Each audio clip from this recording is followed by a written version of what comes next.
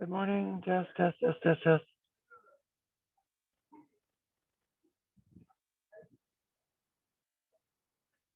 Gang, my camera's not working, it seems.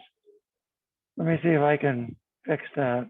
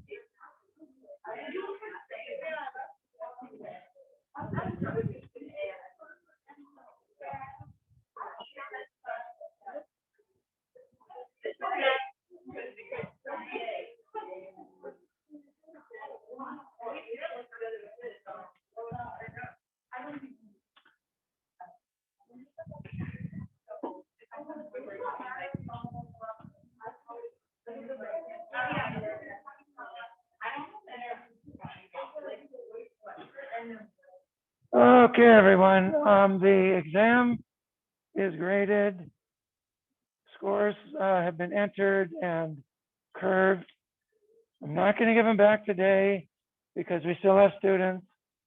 I've not taken the exam yet, so it would be neither prudent nor advisable to give the exams back yet. So the exam on the average, I thought went pretty well. So some of you probably didn't do as well as you wished you would have done, but you know, there's the old sports saying, we'll get them next time. There are a few of you who might want to come chat with me about your present progress in this course, see what we can do about that. And I will just leave it at that. You know who you are. So, yeah, needless to say, though, most people I thought did pretty well.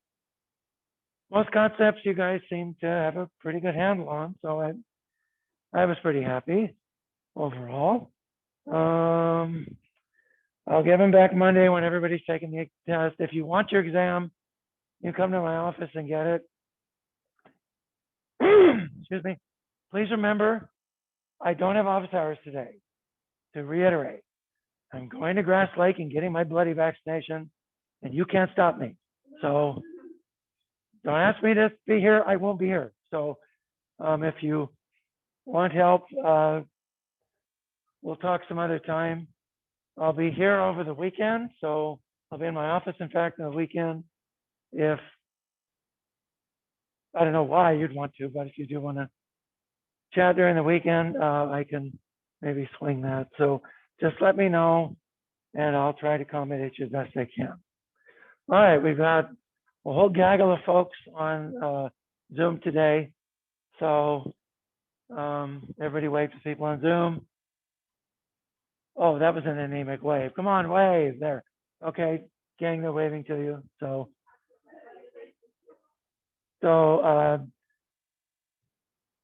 some folks are quarantined, others are just have to be elsewhere. So hopefully this will all work. My camera for some reason isn't working. So I stole this camera here from up there. I hope my camera is not kaput. So, all right. So we have a quiz, but it's online. So you go to the link online.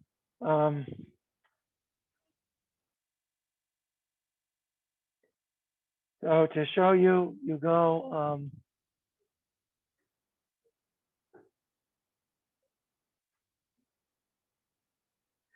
So you go to Course Basics. You then go.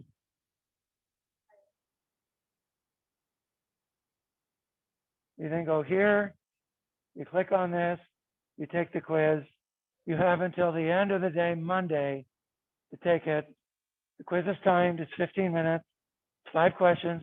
15 minutes should be plenty of time to take 5 questions. And then and then it automatically grades it, records the grades, and so on and so forth. So we did this for quiz 5. This worked pretty well last time. So give that a shot when you have a chance, and that should work pretty well, I hope. I hope. Okay. We are talking about cholesterol. So to review, the dietary cholesterol and fat is absorbed by the enterocytes in the small intestine. Those enterocytes then assemble a structure called the chylomicron. This is a plasma lipoprotein made by small intestinal enterocytes. Remember that the plasma lipoproteins, they all have the same structure. They have a single layer of phospholipids on the outside. Inserted into that single layer of phospholipids are proteins, special proteins called apolipoproteins.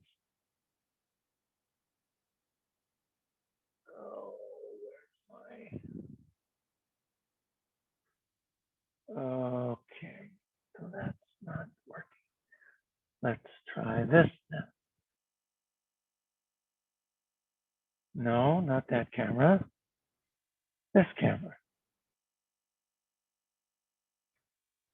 Oh, now you've decided to work. Gee. Okay, that camera's not going to work. So what then probably has to happen is I have to unplug you. There. So unplug you, and I get, oh, great, Caesar's ghost. No, I don't want your bloody help. Okay. 1001, 1002, 1003, 1004, 1005.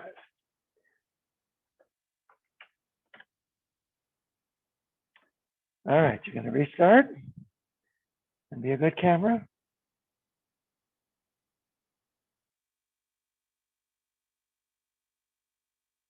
There we go. All right, so go back to here, close you down, and go to, wow, that's a lot more work than it should be. There's our blackboard. Okay, so these lipoproteins, remember, they have a layer on the outside of phospholipids, a monolayer. Your membranes are a bilayer of phospholipids. These are monolayer. Inserted into this monolayer are free cholesterol molecules. So the phospholipid the lipoprotein carries free cholesterol.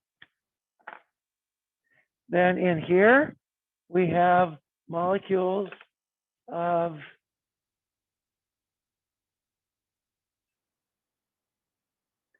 fat.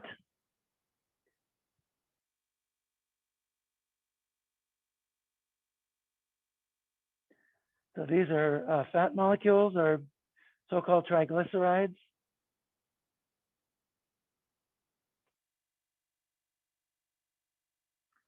And then also we have cholesterol. Can you see that? Or does that come out? It does. Here, it's really hard to see. Let me see if I turn the lamp on. Does that work? A little bit better?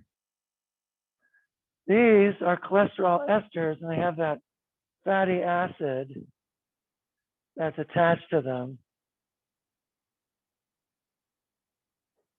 Cholesterol esters.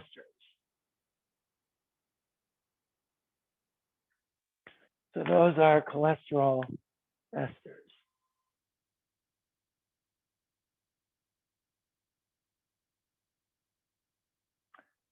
And then, most importantly, embedded in this outer layer of phospholipids, you have these special proteins. And these are apolipoproteins.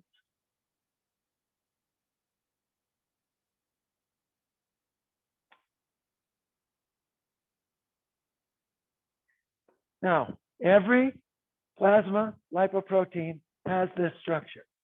The difference has to do with their apolipoproteins. So the apolipoproteins will serve as a badge, if you will, for which particular lipoprotein, plasma lipoprotein this happens to be. And chylomicrons have an apolipoprotein that's called ApoB, B as in bummer, backrack, burnt, bouncing, B48. ApoB48. So if you have ApoB48, you are a chylomicron. No other plasma lipoprotein has ApoB48, just chylomicrons. So these are made by the small intestinal enterocytes. They're too big to be secreted into the bloodstream. Instead, they're secreted into the lymphatics.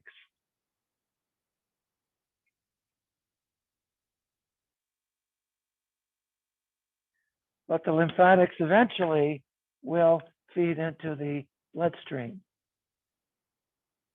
So they don't stay in the lymphatics forever.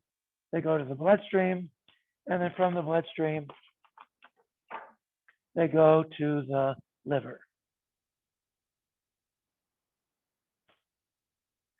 And that's your sojourn, if you will, of the chylomicron.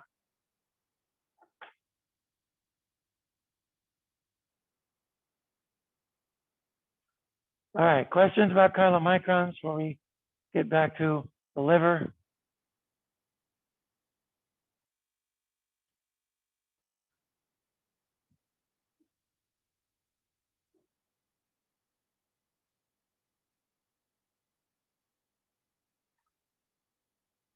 All right, now, so the chylomicron goes to the liver. On its way to the liver, it's going to interact with other plasma lipoproteins.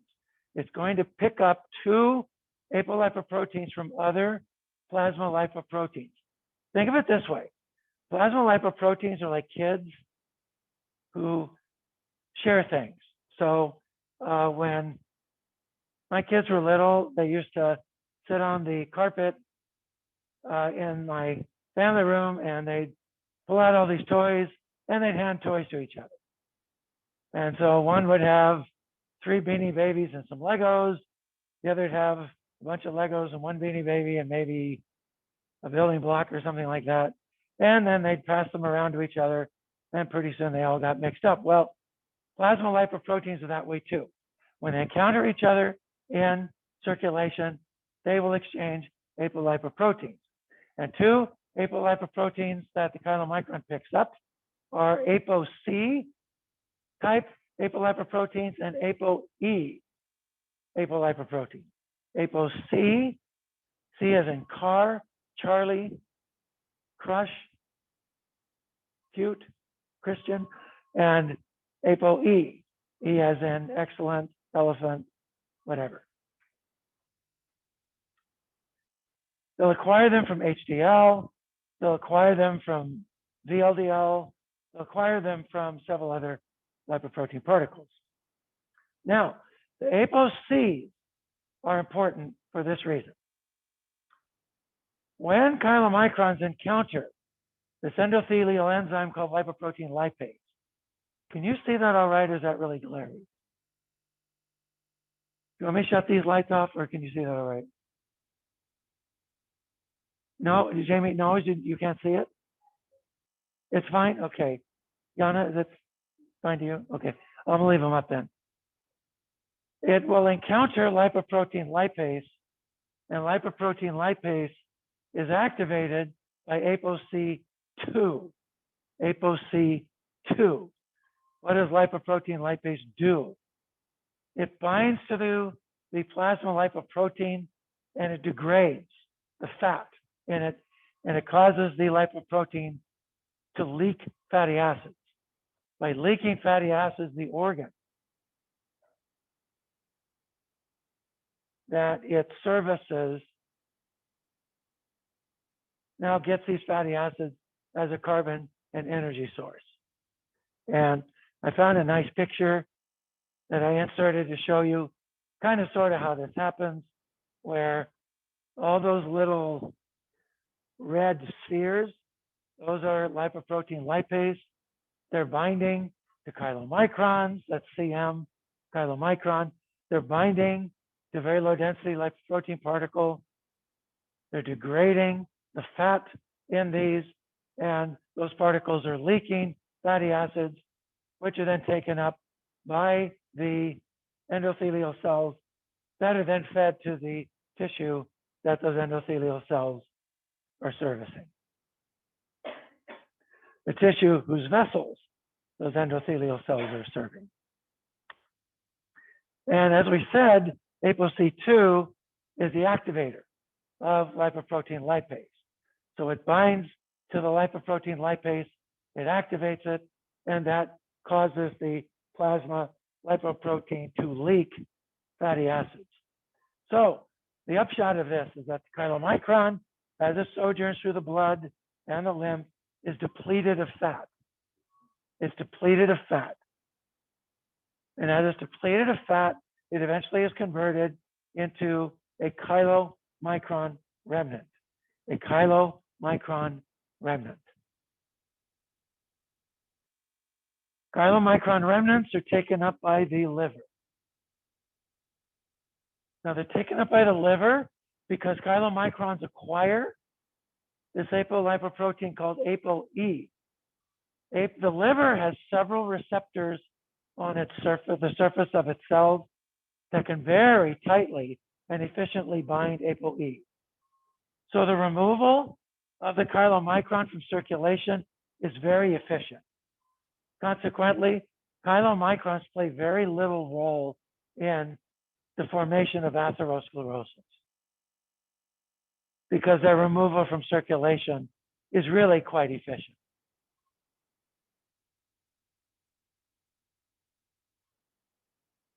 That's what happens to dietary fat and cholesterol. No, Katya, that is not in the original slide. I threw that in there last night because I thought it would help.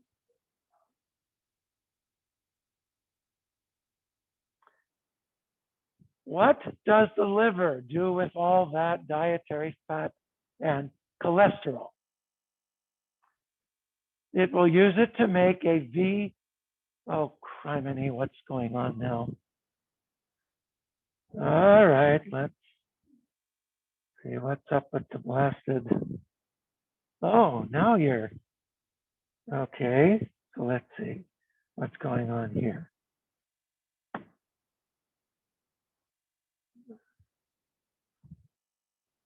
Okay, I'm not sure what's going on here.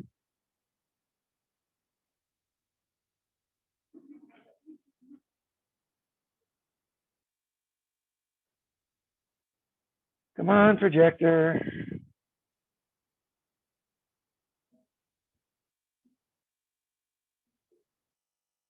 Folks, I don't know what's going on. This projector is really messing me over here.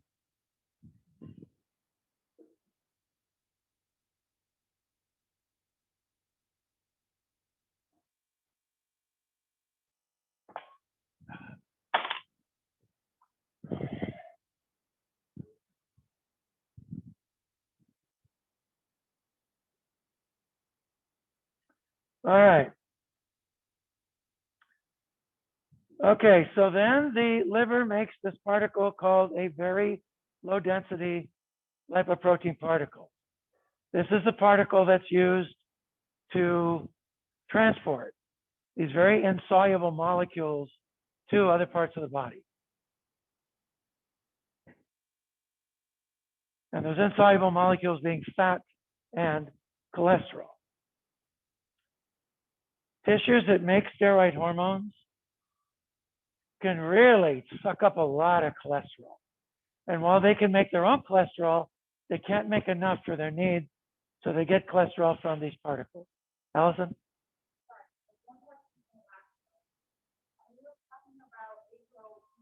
Yeah?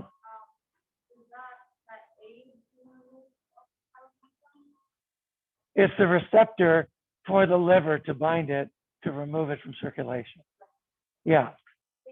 And multiple receptors on the surface of the liver cells can recognize ApoE and can recognize it tightly. Yeah.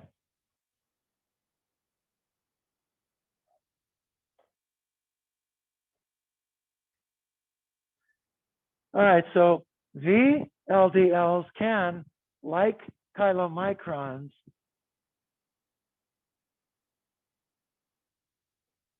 deliver fats and cholesterol to extrahepatic tissues. So these VLDLs have several apolipoproteins. They have ApoB100, ApoB100, that distinguishes them from a chylomicron. They have a group of ApoC proteins, and then they have ApoE, and then they, of course, have cholesterol, cholesterol esters, triglycerides, and so on and so forth. These will then also move through the blood. They will activate lipoprotein lipase. They will feed tissues, fats in the form of fatty acids, and they will deliver cholesterol to cholesterol-demanding tissues. Just to show you how efficiently your liver makes VLDL after fat-rich meal, we have on your left-hand side serum after a 10-hour fast.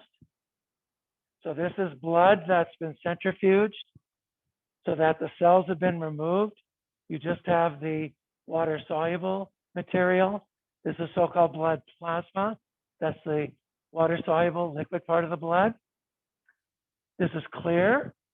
It's straw colored, but if you hold it up, put your finger behind it, you can put the finger. In fact, the old test is you take some reading material, you hold it up. If you can still read behind it, that tells you that's your serum. It's clear.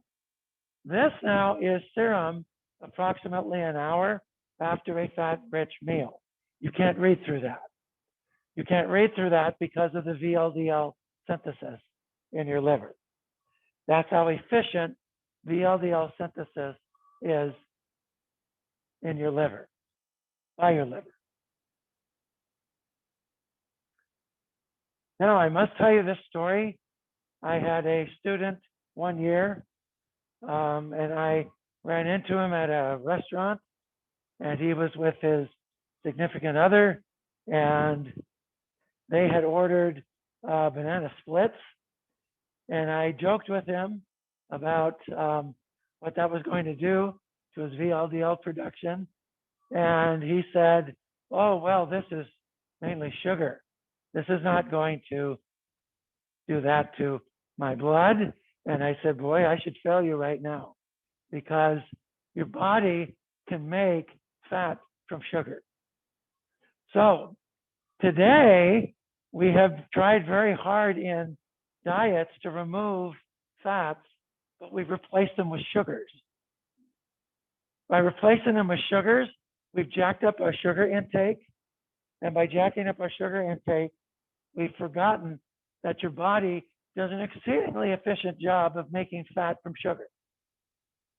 Now, if you don't believe me, just eat too much sugar and you'll put on more weight in terms of fat. Well, some of you, I kind of doubt it though. But most of you who are normal, if you eat too much sugar, your body will make fat. Trust me on this one. So sugar is converted into fat. What we cannot do is make sugar from fat. Plants can do that, we can't. That's why a diabetic can eat lots of fat, but their body won't use it to produce sugar. Plants can do that, animals cannot. So eating a high carb diet will also jack up your VLDL because the liver can use fat to make VLDL regardless if that fat is dietary or if that is fat that the liver has made endogenously. And if you eat excess sugar, you will make extra fat endogenously.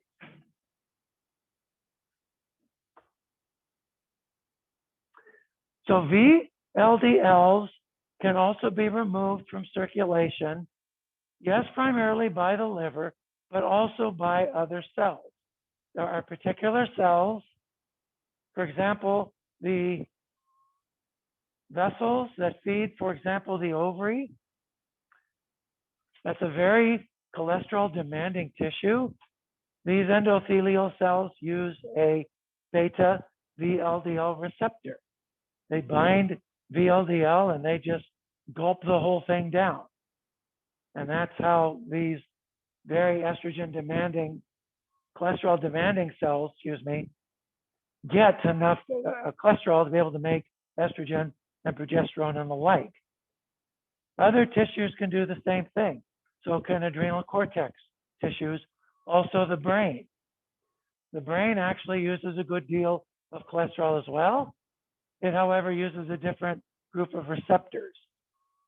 And I might have said this before, I'll say it again. The use and the trafficking of cholesterol in the brain is different than the use and trafficking of cholesterol outside the brain, and that's largely unstudied.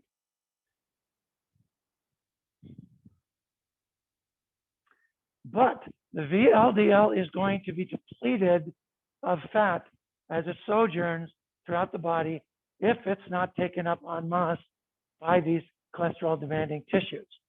So the VLDL gets depleted of fat. That means it's being enriched by weight for cholesterol. Eventually, it gets converted into an intermediate density lipoprotein particle. It becomes an intermediate density lipoprotein particle if it has lost a good proportion of its fat and if it has lost the ApoC proteins, the ApoC, apolipoproteins.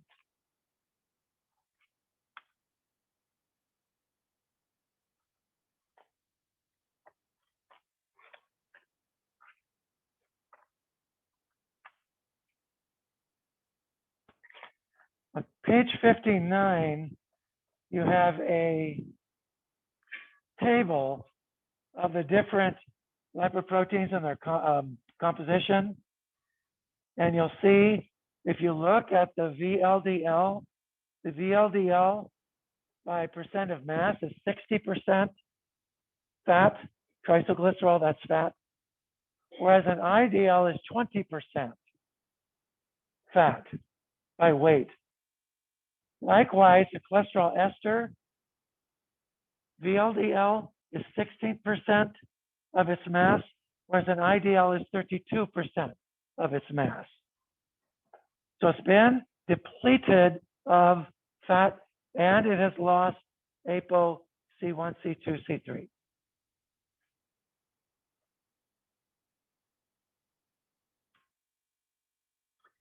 If the IDL loses more of its triacylglycerides, more of its fat, and it also loses ApoE, it now becomes converted into a low density lipoprotein particle or an LDL.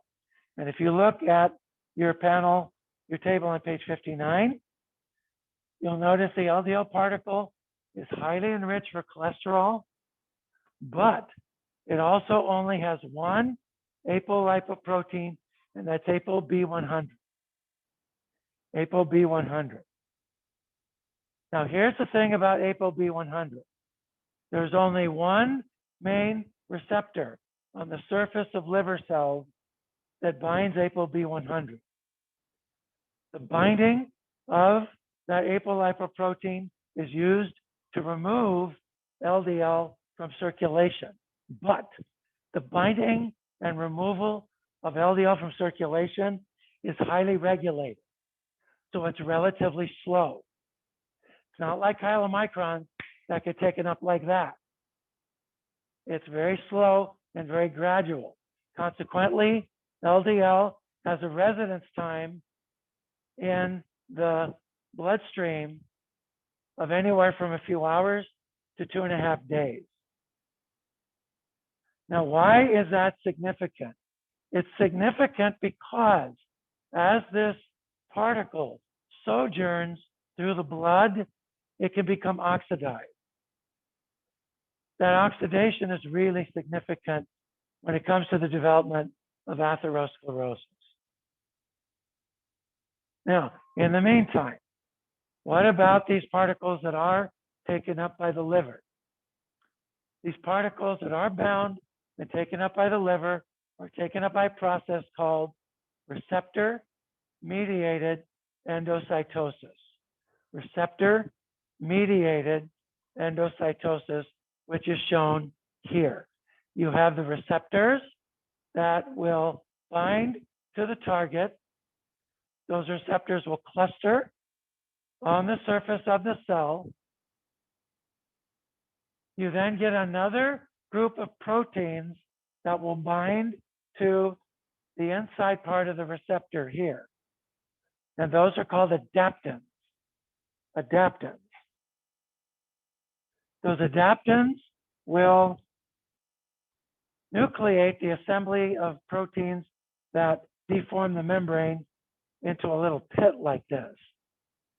This becomes known as a clathrin-coated pit. A clathrin-coated pit, and then this clathrin-coated pit gets pulled into a endosomal vesicle like this. The receptors get recycled to the surface. This takes time. So when you take up LDL, you now don't have any more receptors on your surface. They have to be recycled. So you can see this is a very regulated process. This endosome is then going to fuse with a lysosome. The lysosome will degrade the proteins, fats, and cholesterol esters in that endosome. Now, the cholesterol will go to the endoplasmic reticulum. It'll be inserted into the membrane. Why is that significant? Because that's the site where cholesterol is made. Once they get inserted into the membrane, they down-regulate endogenous cholesterol synthesis. So the more LDL you take up, the more you down-regulate endogenous cholesterol synthesis. Here's the rub. Some people have a gene that encodes an LDL receptor that's really efficient. It does this, kaboom, goes back here very effectively. Others have a gene that encodes an LDL receptor that does this, but it's kind of the tortoise rather than the hare, and it takes its sweet time eventually getting back to the surface. So this gene is subject to genetic variation. That's why some people can eat whatever they want, and the cholesterol never goes up very much. Others have to watch what they eat like a hawk, and the cholesterol is still going to be high. Then others, regardless of what they eat, their cholesterol is high because they may have a receptor gene that encodes a protein that doesn't work well at all. Other proteins involved in this process are also subject to genetic variation. That's why cholesterol levels are something you inherit. So there's two ways you get cholesterol. Cholesterol you make cholesterol from what you eat. Cholesterol from what you eat, that can be remedied. Cholesterol you make, that's family that you can't remedy.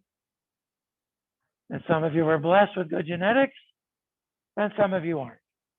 And my guess is most of you are probably middle of the road. So you got a little genetics, little diet. You have to kind of work with what you have.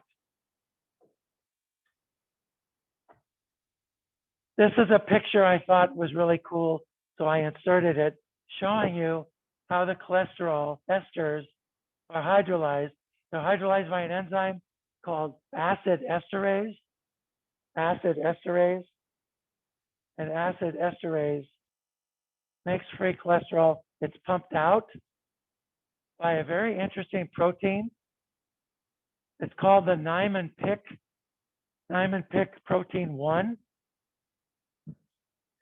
And this Niemann-Pick 1C protein pumps it out, and then it gets escorted to the endoplasmic reticulum, and it will downregulate HMG-CoA reductase, which is the main control point for the endogenous synthesis of cholesterol. Let me ask you a question here. What do you think happens if you upregulate the gene that encodes the LDL receptor? What do you think is going to happen?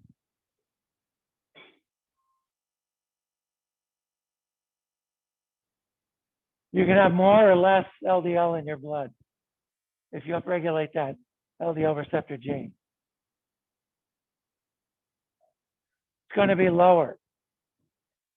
This, in fact, is a knockoff effect of statins. Statins not only inhibit HMG-CoA reductase, they activate the expression of the LDL receptor gene. So they increase LDL removal by the liver.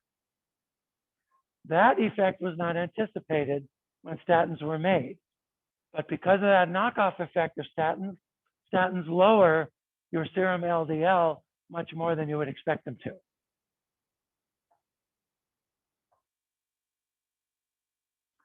Here is a atherosclerotic artery. Doesn't look very pretty, does it? You should have a layer of cells right here, and then this should be the lumen. Instead, you've got this buildup here, and the layer is here, and underneath here, you have these things called foam cells. Foam cells. These foam cells are macrophages that have driven below the endothelial layer and have phagocytized, oxidized LDL. When they take up residence there and they take up that oxidized LDL, they then stay there, they die, they become foam cells, and they accumulate. And this forms a so-called atherosclerotic plaque. And you can see how this will start to obscure the lumen of that vessel. And that's due to high serum levels of LDL. The higher your serum levels of LDL are, the more foam cells you make. The more foam cells you make, the more atherosclerosis in your vessels you make. You'll see claim after claim after claim on the web by these whack job websites. I just watched a little YouTube thing last night just for a laugh from Allison, I'm sorry to say, it was a chiropractor, saying this LDL business is a myth, so on and so forth. Okay, the technical word for that guy is an idiot. Allison, when you become a chiropractor, please don't be one of them, please. Yes, thank you. But every single clinical study that has been done has shown a direct correlation in animal studies, in vitro studies, and then in human clinical studies between high levels of serum cholesterol and the risk for atherosclerosis. That link is simply irrefutable. And furthermore, the mechanism by which high LDL causes atherosclerosis has been worked out in fine detail, both in vitro and in vivo. And it's clear if you lower serum LDL, you lower the risk of atherosclerosis. Now, is LDL the only contributor to atherosclerosis? No, it's not. Inflammation within the vessels also plays a role. And so watching this guy talk last night, he was actually half right. Well, LDL is not the whole story. Nobody says that it is. Inflammation plays a role too. You put those two together, you have a very convincing explanation for what causes atherosclerosis. All right. So here is the sojourn of these different lipoprotein particles. And this is the picture that you see on page 60, essentially, that shows you these different particles and their journey, essentially, as they go from liver or from intestine to liver to blood, their exchange of different apolipoprotein particles, and then where they go, and so on and so forth. So I commend this picture to you, not because it's pretty or anything, but because this is the information I really need you to know. So please spend time with this and be able to essentially explain this to yourself in some detail. This is where you should be living for the next couple of days at least.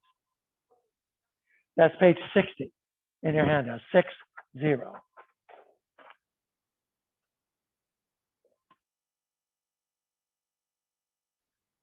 Looking at that picture, does anyone have any questions about it before we move on?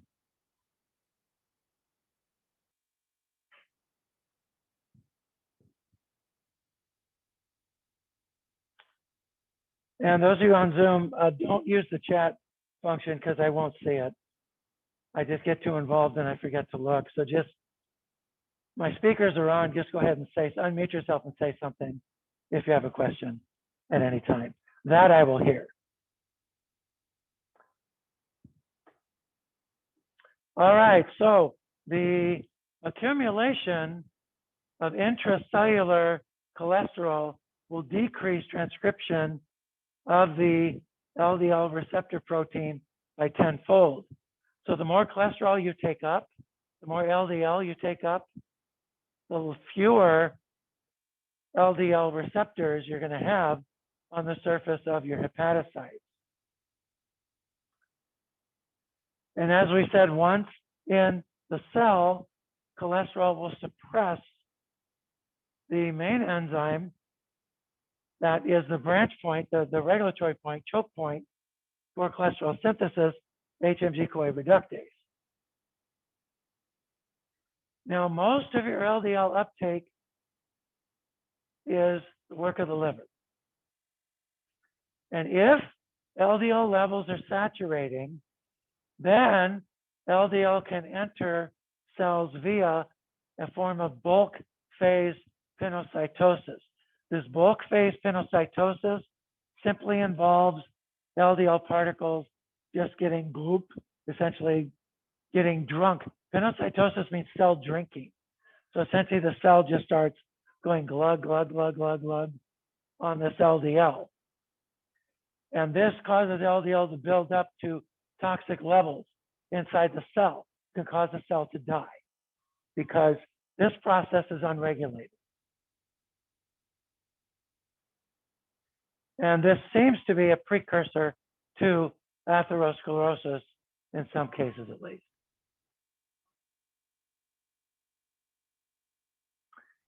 Now there's another particle we get to talk about. It's called a high density lipoprotein particle. So this is made by the intestinal cells and also by the liver cells, hepatocytes. So they produce this apolipoprotein that's called ApoA1. ApoA1. And to give you an idea of how this might work,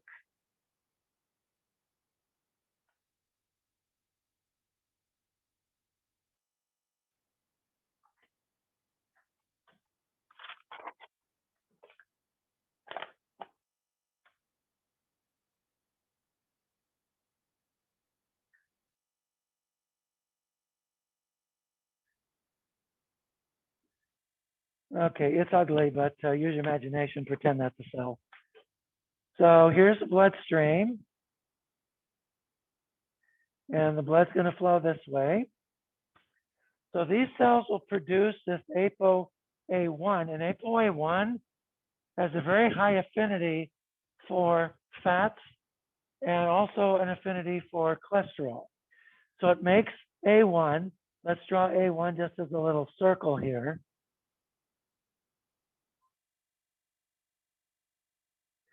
And then A1, so this is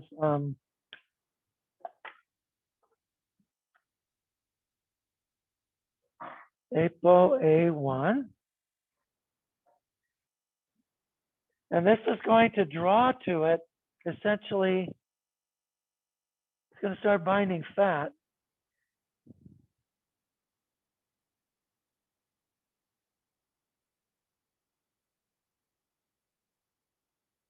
Like this, and it's going to form a little disc-shaped structure. Looks like a little flying saucer in the electron microscope.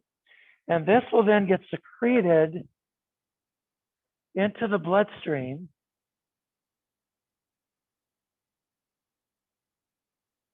And this is a pre-HDL particle, a pre-HDL particle.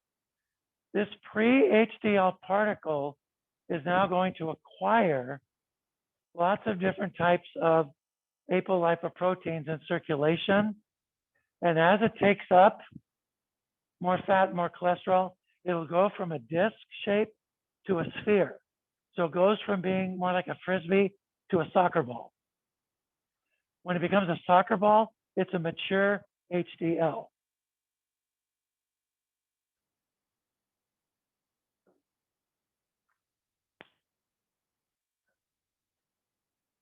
So these could be either intestinal cells, or hepatocytes. Either one of these do this.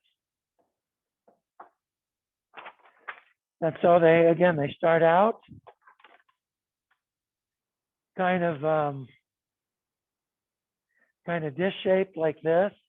And then as they take up fat, as they take up cholesterol, esters,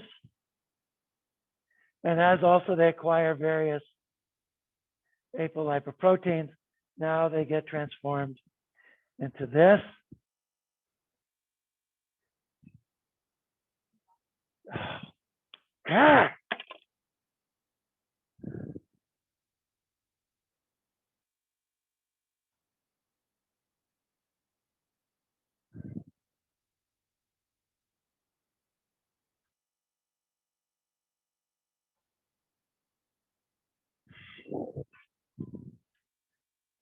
Okay, I'm calling IT.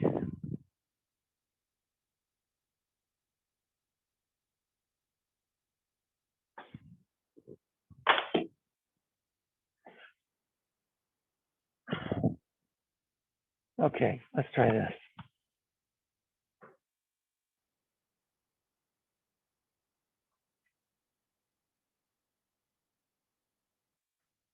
Nope, that doesn't work either.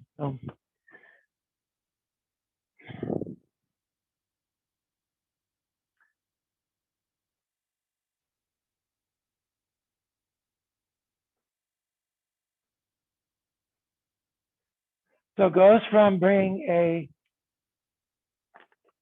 immature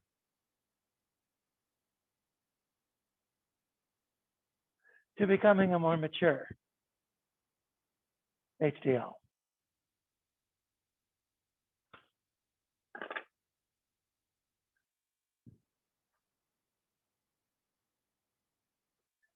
Yeah.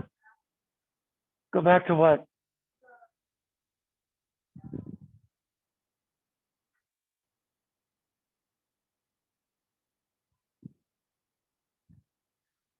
Now, what does an HDL do?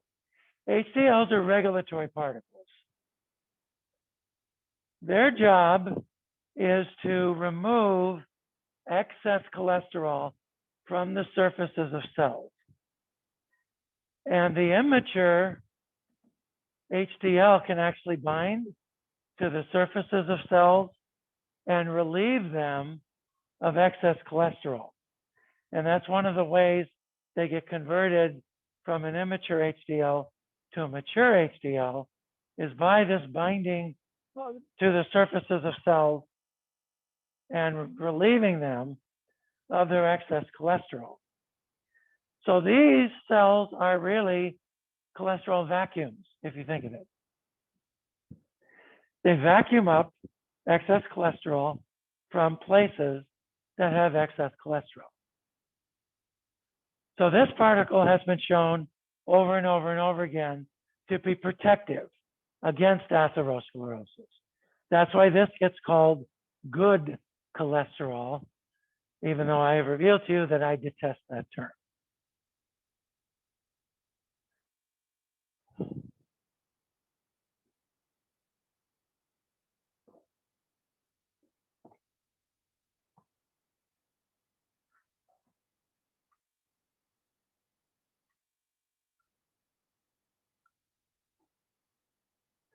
No, the screws just aren't working. I don't know what's going on.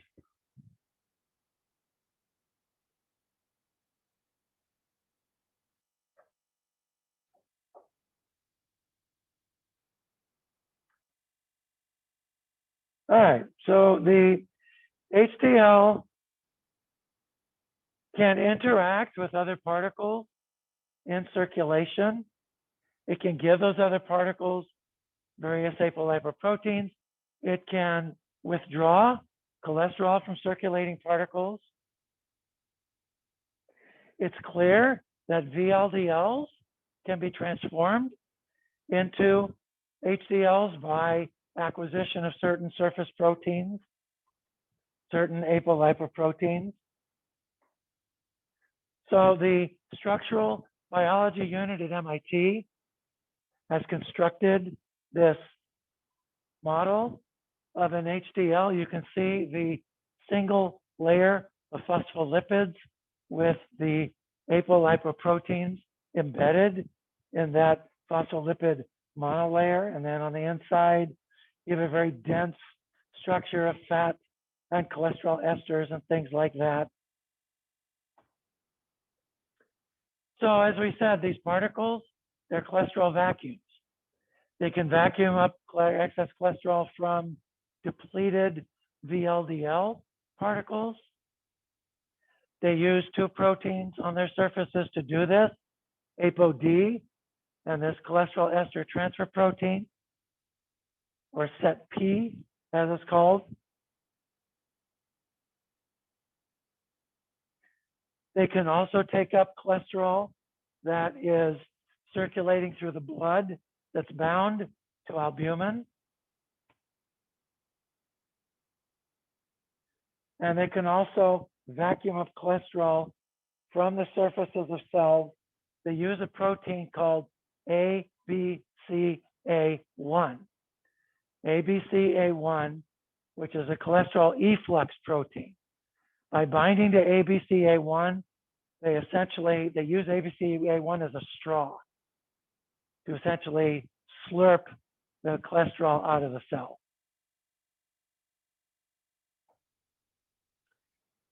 So this shows you essentially various types of ways that your HDL particle is essentially going to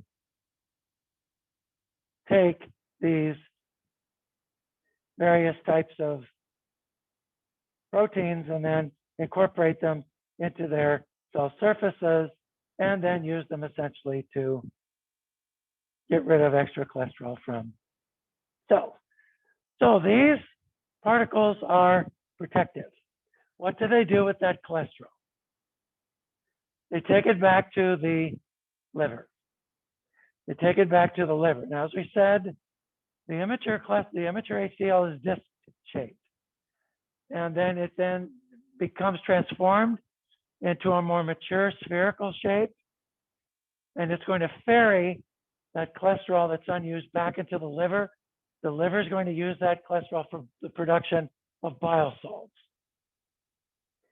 And this process is called reverse cholesterol transfer, RCT, reverse cholesterol transfer.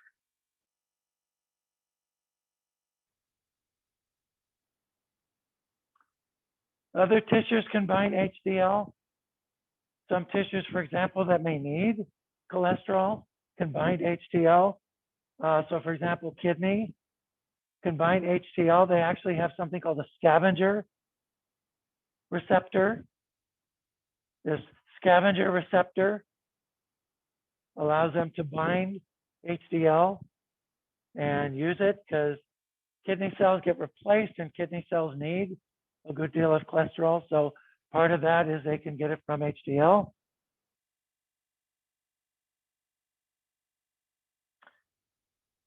And the reverse cholesterol transport involves the ferrying of that excess cholesterol back to the liver. The cholesterol is converted into bile salts via side chain oxidation. And this is one of the reasons why dietary trans fats are so bad for you. Dietary trans fats inhibit reverse cholesterol transport.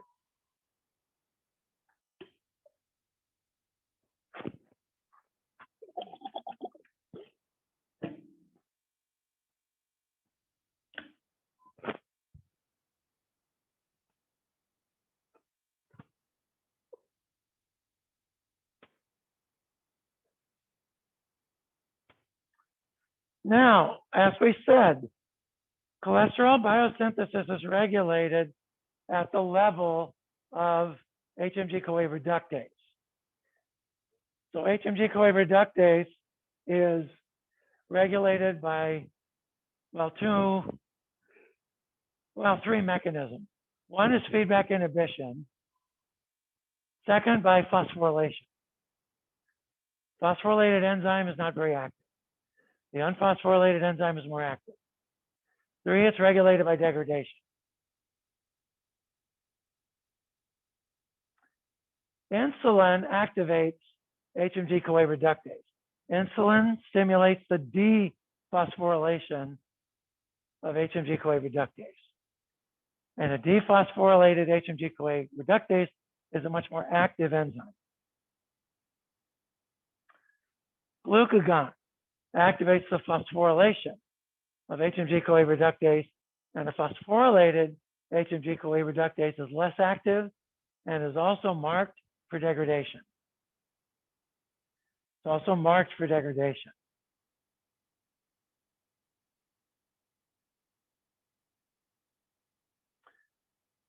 High levels of cholesterol in the cell also will stimulate the post-translational modification of HMG-CoA reductase, marking it for degradation. So yes, the enzyme is subject to feedback regulation, but it's also regulated to regulation by phosphorylation and by degradation.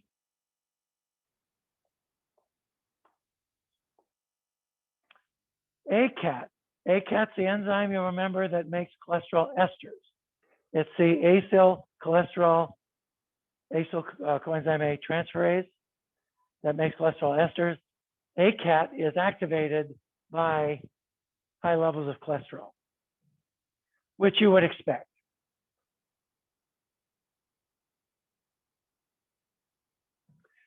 So let's talk now about atherosclerosis.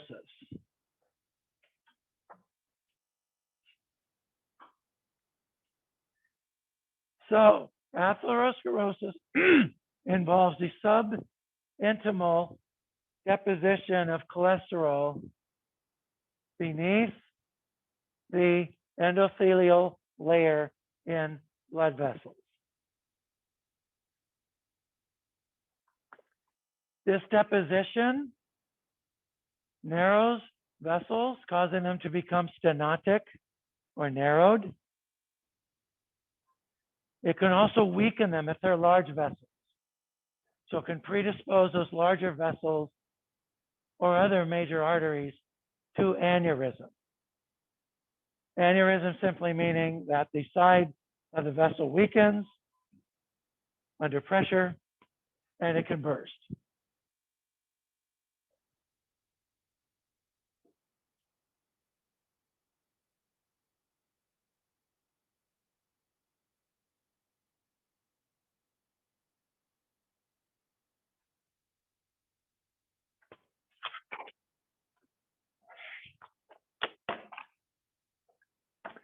Now,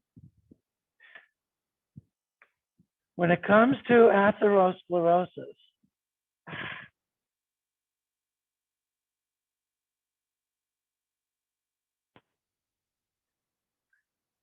you're more likely to find atherosclerotic plaques at areas of high turbulence.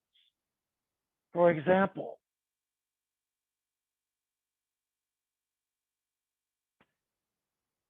wherever you have some sort of junction like this, where the blood flows and then it's going to branch like this particular area here is subject to high turbulence.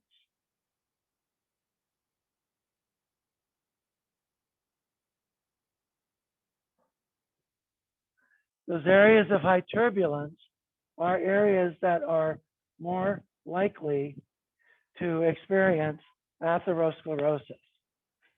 So in descending order, the vessels essentially that are most likely to be affected by atherosclerosis are, number one, the abdominal aorta,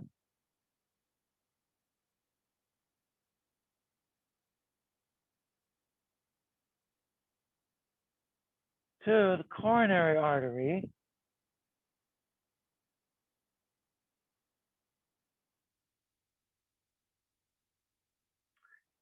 the popliteal artery,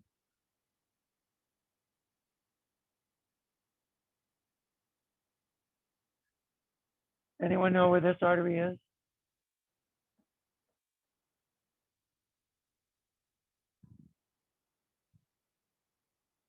Popliteal tendon, that ring a bell?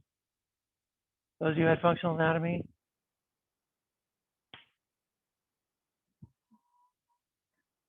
You feel behind your leg? Okay, you feel that bend your leg a little bit. You feel that tendon there? That's kind of tough. That's your popliteal tendon. Now go medial to it. That's your popliteal artery you're pressing on right there, and the popliteal veins right next to that. That's your popliteal artery. 4, the carotid artery. Where's your carotid artery? In the neck, in the neck. That's in descending order. So highest risk, next highest risk, next highest risk, next highest risk. Other arteries can be at risk, but they're not the highest risk. All right, so that is, we're out of time. We will pick this up on Monday, and then we'll get into drugs to modify this.